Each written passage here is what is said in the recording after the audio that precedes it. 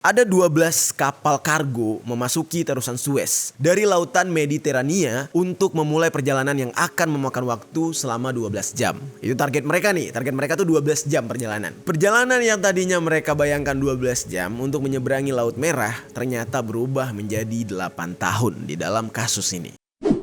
Yo geng, tekan tombol subscribe geng. Hey yo, what's good? Welcome back to Kamar Jerry.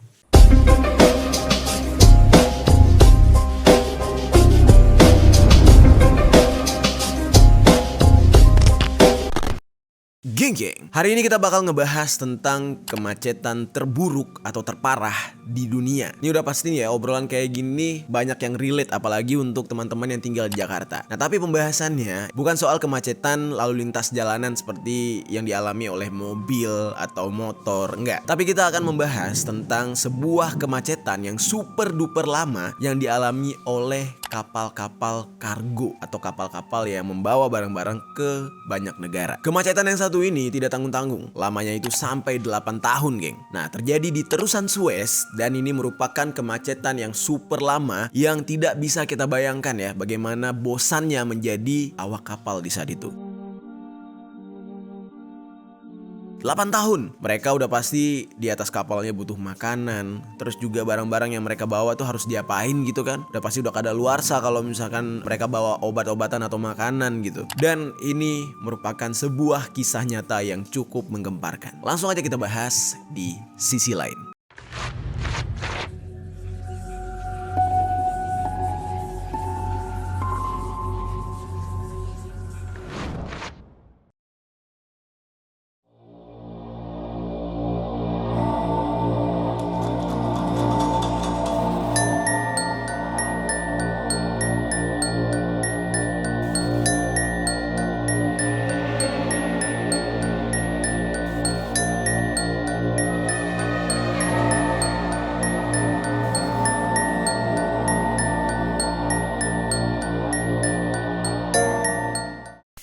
Oke, berbicara tentang terusan Suez, ini gue perlu jelaskan sedikit. Nah, terusan Suez ini adalah sebuah kanal hasil buatan tangan manusia yang memang dipergunakan untuk hiruk-pikuk kapal-kapal perdagangan yang membawa banyak sekali kebutuhan-kebutuhan manusia di banyak negara gitu ya. Jadi setiap negara yang mau belanja pasti lewatin terusan Suez. Tapi ini merupakan buatan manusia, geng, memang sengaja diciptakan untuk perjalanan kapal-kapal tersebut. Dan sebenarnya terusan Suez ini adalah jalur paling sibuk lah, jalur tersibuk dari lalu lintas kapal-kapal tersebut. Nah, terusan Suez ini terletak di sebelah barat semenanjung Sinai yang merupakan terusan kapal yang terpanjang yaitu 163 km dan terletak di Mesir. Dan terusan Suez ini menghubungkan pelabuhan Said di Laut Tengah dengan Suez di Laut Merah. Banyak hal menarik di terusan Suez ini. Selain yang akan kita bahas, sebenarnya di sini juga pernah ditawarkan untuk dibangunnya patung Liberty yang sekarang adanya di New York, Amerika Serikat. Tadinya awalnya itu di terusan Suez tuh mau dibuat tuh. Nah, tapi entah bagaimana ceritanya, itu jadinya dibangun di New York.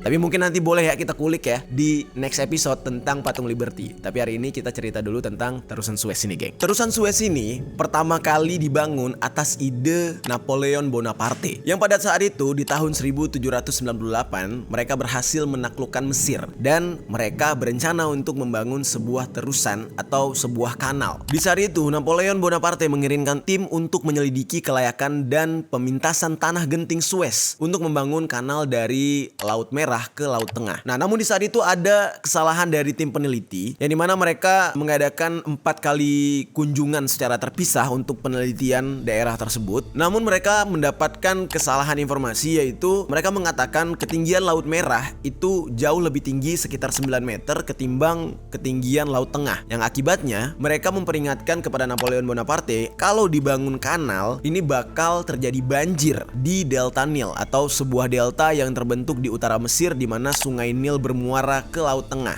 Nah, jadi di saat itu akhirnya karena ketakutan, Napoleon Bonaparte mengundurkan diri dari proyek tersebut. Jadi dia tidak jadi membangun proyek ini karena takut nanti banjir gitu. Dan pembangunan proyek kanal ini pun terhenti sampai dengan tahun 1874. Jadi cukup lama. Akhirnya, dari tim peneliti lain datang ke sana meneliti benarkah kalau Laut Merah ini lebih tinggi 9 meter dari Laut Tengah. Ternyata hasil penelitian selanjutnya ini justru memperlihatkan kenyataan sebenarnya Laut Merah dan juga Laut Tengah itu tidak ada ketinggian yang berbeda. Jadi sama-sama tinggi, geng. Akhirnya, setelah terhenti beberapa tahun dan juga Napoleon Bonaparte sudah mundur dari proyek ini pun dibangun kembali atau dilanjutkan kembali dan secara resmi dipegang oleh seorang mantan diplomat Prancis yang bernama Ferdinand de Lesseps pada tahun 1854. Nah, di saat itu Ferdinand de Lesseps ini bernegosiasi dengan Raja Muda Mesir untuk pembangunan terusan Suez ini, geng. Namun banyak negarawan Prancis yang menganggap di saat itu ya, kalau pembangunan ini bermotif politik. Ya, ada unsur-unsur target lain gitu ya. Dikarenakan mereka menganggap ini dibangun untuk merusak dominasi pelayaran global Inggris di saat itu. Karena kanal yang diusulkan oleh Lesseps ini didukung penuh oleh Kaisar Prancis Napoleon III. Jadi ada kecurigaan dan gesekan di internal Prancis sendiri. Lalu di saat itu Lesseps berpikir untuk mencoba menjual saham di perusahaan kanal ini. Nah, lalu kemudian Duta Besar Inggris untuk Prancis mencibir bahwa mendukung proyek ini sama saja dengan bunuh diri, katanya. Nah, lalu surat kabar Inggris pun membuat sebuah propaganda yang melabeli proyek ini sebagai perampokan di siang bolong, yang mana ini akan merugikan rakyat miskin, katanya. Akhirnya Lesseps di sini merasa tersinggung, dia panas gitu, geng. Niat dia baik, pengen membangun terusan Suez, kok malah dihajar kiri kanan. Akhirnya dia membuka perdebatan dan ini dibuka secara publik gitu ya dengan seorang Perdana Menteri Inggris yang bernama Lord Palmerston. Dia bahkan di saat itu menantang insinyur kereta api Robert Stephenson untuk berduel setelah dia mengutuk proyek itu di parlemen Inggris di saat itu. Lucunya kerajaan Inggris ya terus-terus mencibil kanal ini. Kanal terusan Suez ini dicibir lah selama pembangunan ya. Dan Lesseps di saat itu tidak peduli, dia tetap membangun terusan Suez ini ya karena dia yakin untuk masa depan ini bakal sangat-sangat baik gitu ya impactnya. Namun akhirnya, ini kocaknya nih ya, setelah mencibir proyek kanal ini, tapi justru Inggris setelah itu membeli 44% saham dari kanal tersebut di saat kanal ini sudah mulai berbentuk. Dan ini terjadi di saat pembangunan kanal ini udah mulai kekurangan dana. Karena di saat itu pemerintah Mesir sudah mulai kekurangan dana gitu ya. Akhirnya dia melelang saham dari proyek kanal ini di tahun 1875 dan Inggris yang tadinya mencemooh malah membeli 44% sahamnya. Di saat terusan Suez sudah hampir selesai dibangun, itu tepat pada tahun 1869, seorang pengrajin patung atau pematung Prancis yang bernama Frédéric Auguste Bartholdi mencoba untuk meyakinkan Lesseps dan juga pemerintah Mesir agar mau dibangunkan sebuah kayak monumen gitulah atau patung lah gitu ya yang bernama Mesir Cahaya Asia. Dan ini dia ingin meletakkan patung itu di pintu masuk Laut Tengah. Di saat itu Frederick terinspirasi oleh sebuah patung Colossus yang terletak di Rodos. Dan Frederick ini membayangkan ini akan menjadi sebuah patung wanita setinggi 27 meter, mengenakan jubah tradisional Mesir dan memegang obor raksasa yang juga berfungsi sebagai mercusuar untuk memandu kapal kanal. Jadi sebenarnya niatnya bagus gitu ya, supaya ada sebuah monumen yang keren yang bisa dilihat oleh orang-orang dan juga sebagai penanda gitu kalau itu adalah pintu masuk di Laut Tengah. Nah, namun sayangnya proyek itu tidak kunjung terwujud entah kenapa, yang membuat Frédéric Auguste Bartholdi ini akhirnya mengurungkan niatnya untuk membangun di terusan Suez. Nah, di sini dia memang gak menyerah. Dia akhirnya tuh membuktikan kalau dia memang mampu dan bisa membangun sebuah patung raksasa yang akhirnya dia wujudkan di pelabuhan New York pada tahun 1886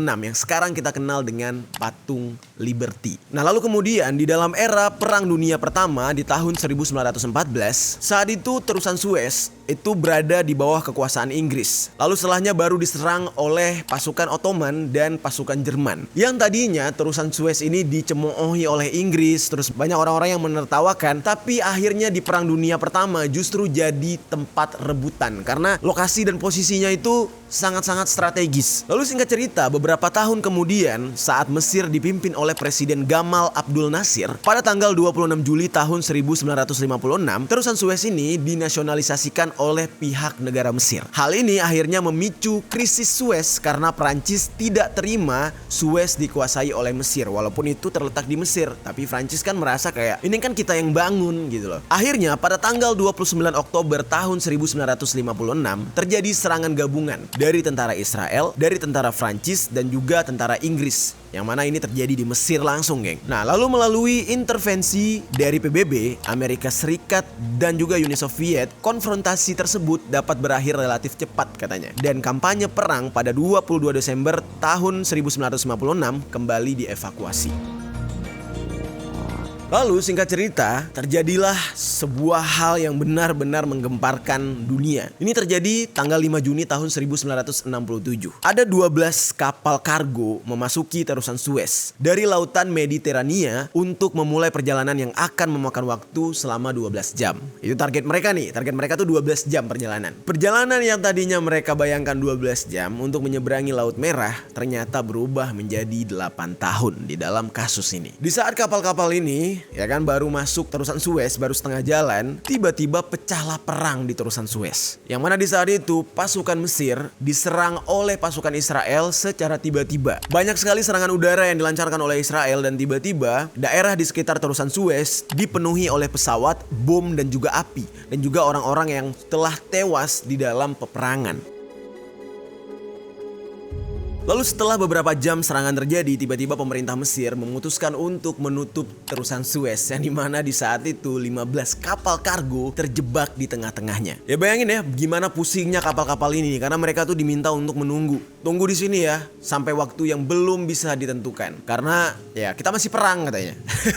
Dan akhirnya mereka terjebak di tengah terusan Suez ini untuk menunggu info selanjutnya dari pemerintah Mesir. Setelah 6 hari peperangan, tiba-tiba Israel memenangkan peperangan tersebut dan menguasai semenanjung Sinai, yang mana ini menjadi garis perbatasan baru antara Israel dan Mesir, yaitu terusan Suez. Jadi Israel udah mampu menguasai terusan Suez ini. Karena di saat itu Mesir berpikir, wah ini udah jatuh ke tangan Israel, jangan sampai semuanya dimanfaatkan oleh Israel. Mereka nggak rela. Akhirnya ketimbang terusan Suez ini digunakan oleh Israel, mendingan semuanya aja nggak bisa menggunakan terusan Suez ini.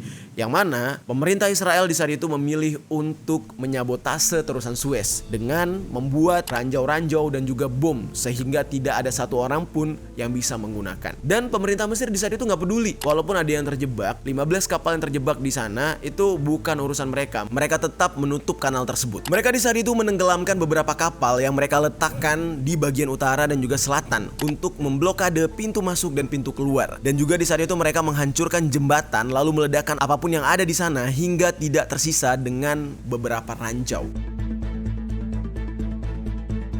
Kalian bisa bayangkan ya geng, mereka harus menunggu selama kurang lebih 8 tahun. Terkatung-katung, terapung-apung di tengah-tengah terusan Suez. Mereka hanya bisa berharap bantuan dari orang-orang di sekitar terusan Suez itu yang mau memberi mereka makanan. Mereka tidak boleh turun dari kapal tersebut karena status mereka bukan warga negara sana, bukan warga negara Mesir. Otomatis mereka bakal ilegal kalau turun atau mendarat. Ya mereka terkatung-katung aja tuh di tengah-tengah terusan Suez. Untunglah di saat itu beberapa warga di sana itu berbaik hati mau menolong seperti memberikan makanan dan minuman. Kumpulan kapal yang terjebak di dalam terusan Suez ini disebut dengan Armada Kuning. Nah, nama ini diambil dari gumpalan pasir gurun yang menutupi lantai kapal mereka. Karena bertahun-tahun berada di tengah terusan Suez, akhirnya kapal mereka tertutup oleh pasir gurun. Sebagian besar dari awak kapal ini dirotasi untuk bisa keluar masuk kapal setiap 3 bulan sekali. Namun sisa dari mereka itu menghabiskan waktu dengan membentuk komunitas kecil, komunitas terapung gitu ya di atas kapal mereka. Dan saking bosannya mereka biasanya mengadakan acara-acara kecil seperti olahraga bareng, terus acara-acara sosial gitu ya di atas kapal tersebut. Seiring berjalannya waktu, bahkan orang-orang di atas kapal ini semacam membentuk sebuah negara sendiri, geng. Mereka mengadakan sebuah sistem perdagangan mereka sendiri. Mereka menciptakan sistem perangko mereka sendiri. Ya 8 tahun adalah waktu yang cukup lama. Ya kalau mereka punya anak, mungkin anak mereka sudah SD di saat itu. Dan mereka sendiri tidak bisa berkomunikasi dengan keluarga mereka. Ya karena di zaman itu belum ada yang namanya handphone, belum ada telepon seluler. Ya mungkin waktu itu masih menggunakan surat atau telegram. Dan juga mereka ini bisa mengirim surat atau berkabar hanya dengan perusahaan kapal tempat mereka bekerja. Ya karena mereka cuma awak kapal di saat itu. Nah, 8 tahun menunggu, keluarga mereka di negara masing-masing mungkin di saat itu sudah menganggap mereka udah gak ada gitu. Karena memang 8 tahun ya waktu yang cukup lama. Sampai pada akhirnya kesabaran mereka pun terjawab. Ke-15 kapal ini baru diizinkan meninggalkan terusan Suez pada tahun 1975. Namun kondisinya di saat itu, karena kapal sudah terkatung-katung cukup lama, beberapa dari kapal itu sudah mulai rongsok. Ada yang karatan, ada yang mulai lapuk, dan lain-lain. Dan hanya tersisa 2 kapal yang mampu untuk melanjutkan perjalanan. Nah, akhirnya beberapa dari armada kapal yang tersisa bergabung gitu ya. Mereka memilih untuk meninggalkan kapal-kapal mereka yang tersisa gitu, yang sudah tidak layak berjalan, dan bergabung ke dalam 2 kapal yang masih bisa berlayar. Dan mereka pulang ke negara masing-masing. Namun di saat itu benar-benar memilukan, ada beberapa dari awak kapal yang sudah meninggal dunia dan terkubur di lautan itu langsung. Jadi sistemnya ya dibuang langsung ke lautan di terusan Suez itu. Nah, kisah ini menjadi sejarah yang cukup mencekam, sejarah yang cukup berkesan di dalam keeksisan terusan Suez ini. Sampai pada akhirnya bertahun-tahun setelah dipergunakan, terusan Suez mulai dianggap tidak memadai lagi untuk menampung lalu lintas 2 arah dari kapal-kapal yang membawa barang-barang di era modern sekarang. Dan lebarnya dianggap sudah cukup sempit dan juga udah mulai dangkal lama-lama gitu ya. Nah, namun singkat cerita, pada Agustus 2014, otoritas terusan Suez mengumumkan secara ambisius untuk memperdalam kanal ini, membuat jalur baru sepanjang 35 km yang bercabang dari kanal utama. Perluasan ini mulai dibuka pada tahun 2015 dengan menyediakan kanal sepanjang 35 km tersebut sebagai jalur air utama baru yang cukup dalam daripada kanal yang pertama. Namun, perombakan ini ternyata justru salah perhitungan ya. Ada sebuah kapal dari perusahaan Taiwan yaitu Evergreen Marine. Mereka memiliki sebuah kapal yang bernama Ever Given. Nah, kapal mereka ini ternyata terjepit di kanal baru tersebut. Nah, ternyata di era modern sekarang kapalnya jauh lebih besar daripada kanal yang dibangun. Akibat dari terjepitnya kapal Taiwan ini, lebih dari 100 kapal terhalang di kedua sisi dan menyebabkan gangguan besar pada perdagangan global. Dan akhirnya hal ini menyebabkan kemacetan baru lagi yang cukup panjang, namun ya tidak begitu lama ya. Tidak begitu lama seperti kemacetan yang di awal gitu ya. Itu selama 8 tahun. Kalau ini cuma bentar lah, beberapa minggu. Tapi jumlah kapal yang terhalangi itu ada 100-an kapal. Jadi kemacetan di terusan Suez ini benar-benar menjadi sejarah panjang, geng. Nah, namun masih ada nih cerita-cerita lain tentang kemacetan-kemacetan yang cukup panjang dengan waktu yang cukup lama selain cerita di terusan Suez. Nah, gue akan jabarkan satu persatu tentang kemacetan ini kepada kalian. Yang pertama, terjadi di negara Cina. Oke, seperti yang kita ketahui ya, negara Cina adalah negara dengan penduduk terpadat di dunia peringkat pertama. Makanya bisa dikatakan berbicara tentang kemacetan, ya Cina ini bisa menjadi salah satu yang harus kita bahas. Karena banyaknya penduduk mereka, maka kemacetan itu tidak bisa terhindarkan dan sudah pasti menjadi makanan sehari-hari. Pada 10 Agustus tahun 2010, jalur tol Beijing-Tibet jadi saksi kemacetan terlama dan terparah di dunia dengan panjang kemacetan sejauh 100 km. Dan tidak tanggung-tanggung di saat itu, warga Tiongkok yang beramai-ramai berada di jalan tol itu harus terjebak macet selama 12 hari. Kebayang gak tuh? Kita di Jakarta sini aja macet sekitar 3-4 jam aja udah ngomelnya parah. Udah nyalahin si ini si itu, nyalahin Pak Anies, nyalahin Pak Ahok, ya kan? Semuanya disalahin.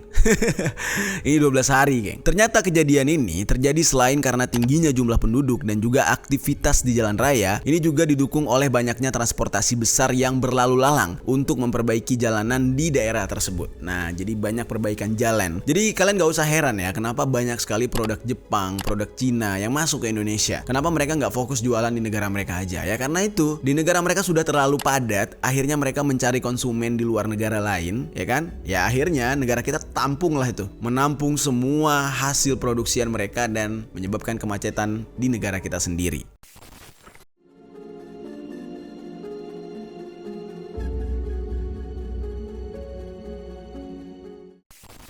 Sekarang kita ke negara selanjutnya yang tadi gue sebut, yaitu Jepang.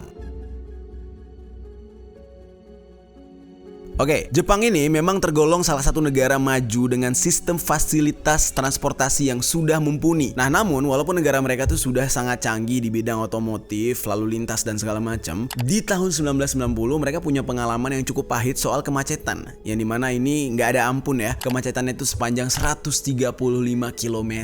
Gila nggak tuh? Jadi jaraknya tuh gimana ya gue bilangnya, dari Jakarta Timur ke Jakarta Selatan tuh belum ada apa-apanya, masih lebih jauh lagi panjang macetnya. 2 kali itu kali. Mungkin bisa dibilang dari Gading Serpong sampai ke Ancol mungkin jauhnya. Itu macet tok. Namun hal ini terjadi karena bertepatan dengan liburan musim panas dan juga adanya ancaman Taifun Winona yang sangat-sangat ganas yang menyebabkan setiap warga Jepang berbondong-bondong untuk melarikan diri di saat itu. Nah, kita ke negara selanjutnya nih, geng. Negara selanjutnya ini yaitu Brazil.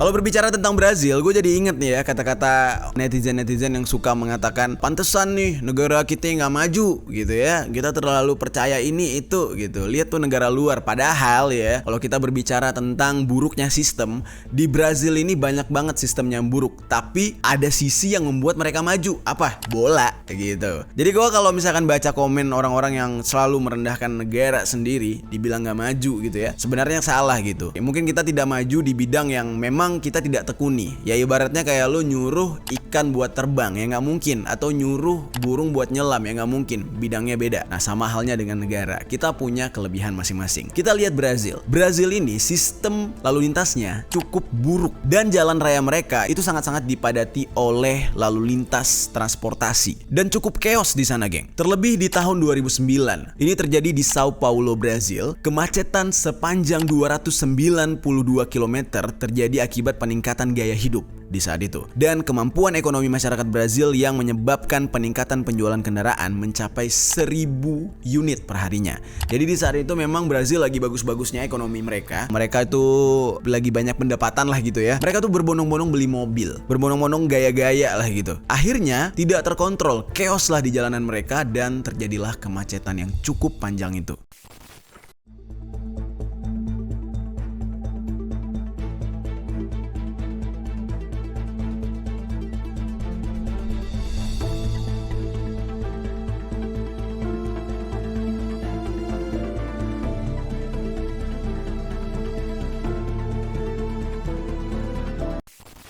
Oke, sekarang kita ke negara selanjutnya nih, geng, yaitu Chicago.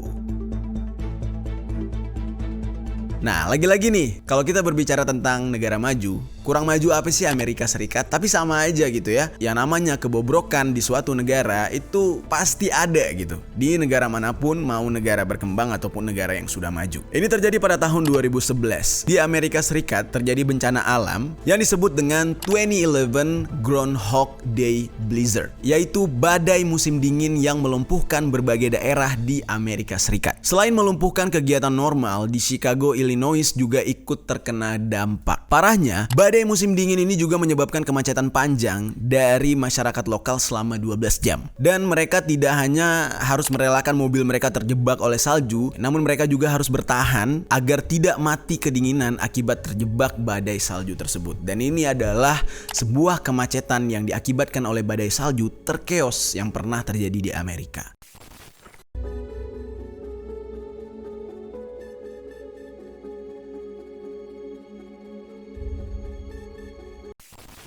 Jadi kalau di Indonesia kita terjebak macet hanya berdampak bosen sama habis bensin, di Amerika Serikat kalau terjebak macet itu bisa berdampak habis bensin, bosen sama mati. Jadi lebih parah mana nih, geng? Kayaknya lebih parah Amerika sih. Oke, kita ke negara selanjutnya, yaitu Prancis. Di Prancis juga pernah terjadi kemacetan hebat ya. Ini menurut Guinness World Records, kemacetan terpanjang yang pernah terjadi di dalam sejarah adalah sejauh 109 mil yang membentang dari Lyon ke Paris pada 16 Februari tahun 1980. Kemacetan ini terjadi gara-gara tingginya traffic dari warga Prancis yang saat itu baru saja kembali dari berlibur. Dan tiba-tiba di saat mereka semua berada di jalan yang sama, cuaca buruk pun datang. Sedikit yang bisa diketahui ya tentang berapa lama para pengemudi ini berada di jalanan yang macet di saat itu, tapi yang jelas dalam jarak kemacetan yang cukup panjang yaitu 109 mil, bisa dipastikan mereka berada di sana selama berjam-jam ya. Tapi sebenarnya nggak terlalu chaos gitu ya, nggak seperti kejadian-kejadian lain yang sampai berhari-hari dan sampai terjebak bertahun-tahun. Oke, yang terakhir dari negara Jerman, negaranya Bunda Ragil. Nah, ini terjadi pada tahun 1990-an lalu saat tembok Berlin masih berdiri kokoh nih, geng. Jerman terpisah menjadi dua, yaitu Jerman Barat dan Jerman Timur. Mereka yang berada di masing-masing tempat yang terpisah ini tidak bisa saling mengunjungi dengan mudah dan juga dengan bebas karena adanya permusuhan atau perselisihan antara Jerman Barat dan Jerman Timur ini. Alhasil pada tahun 1989 sampai dengan 1990, saat tembok Berlin sudah berhasil diruntuhkan, orang-orang Jerman Timur berbondong-bondong untuk pergi ke Jerman Barat untuk mengunjungi keluarga mereka dan merayakan hari kebebasan tersebut.